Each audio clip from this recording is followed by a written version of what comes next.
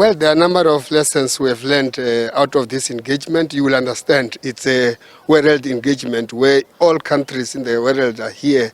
You get to learn the experience and the challenges other countries are facing and how are they trying to mitigate for such. But the main issue through my portfolio, it's more on human settlement.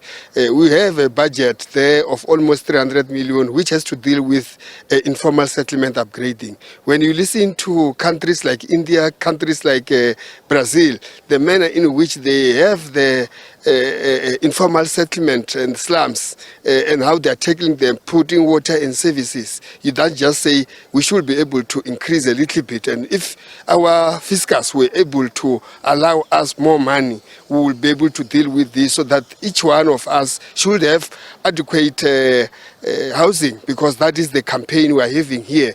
Us as a province and the country, we are coming here to push our campaign on global action plan against informal settlement. It's one area that I have seen most countries are buying to our and supporting us and rallying behind. In the plenary, I think we are going to have all countries, the United Habitant, supporting that resolution that has been coined by South Africa. So I can say that as a country, we are on good course. I have shared with them now in the local and regional governments about how the district development model works and how we intend as a country to make sure that all spheres of government can be able to work together so that we can deal with these challenges of informal settlement and slums in our own communities. And speaking of that, MEC, we know Limpopo is somewhat a rural province. Yeah, people always complaining about maybe access to water, proper sanitation, amongst others. What is your government planning in that instance as cooperative governance, human settlements, and traditional affairs?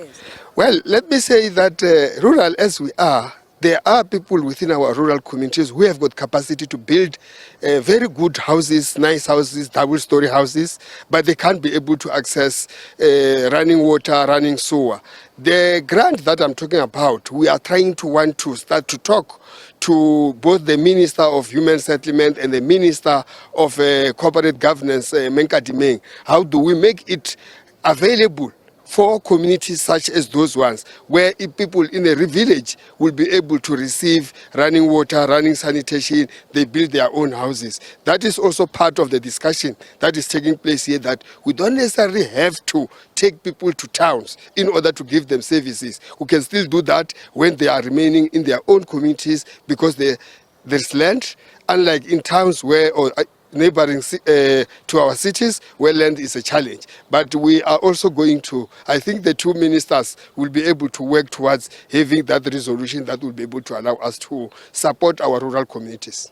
And just lastly, MEC, we find that people from Limpopo, rural towns, all move to cities like Johannesburg because that's where economic activities happen. It's an indictment of some sort, I'm guessing, from the Limpopo government, especially because one thing we've heard in terms of human settlements, they are saying if you build houses for people, one thing you need to do is put economic activities close to them. But that's not what we're seeing. We still see schools are far, hospitals are far in rural cities. In rural towns rather. What is your plan around that? How to say Limpopo people need to stop going to Gauteng or wherever to look for better jobs and stuff? How is Limpopo trying to equip them in this instance? Well, I know you will not take my excuse of a special planning about how apartheid did demarcate our country, demarcate our towns, to an extent that we need to start to have industrialization where the people starts from. We are starting, Cabinet has taken a proper decision through the Department of Economic Development in the province to make sure that we should be able to start to go down where people are starting and have the economy. You mean the township economy, you mean industrialization. Through the district development model, we're looking at each and every district. What is it that is comparative advantage? Say Mopani district municipality, where citrus or agriculture can thrive. We should be able to support more so that we can create jobs around the area. We should have beneficiaries around that particular area, manufacturing of orange juice, tomato, not to take them to other districts like Johannesburg, where you have got the Joburg Fresh Produce Market where they sell. We should create them there so that people could be able to get job there, so that they can be able to develop. That will help to sustain our municipalities, because there will be people there who will be able to pay for revenue for the municipalities, and our municipalities will grow. Our economy will grow from that. That is what the small or economic scale that we want to push and make sure that in the district of Sekhukhune, in the district of Mopani, we do have economic activities that will make people to remain in those areas.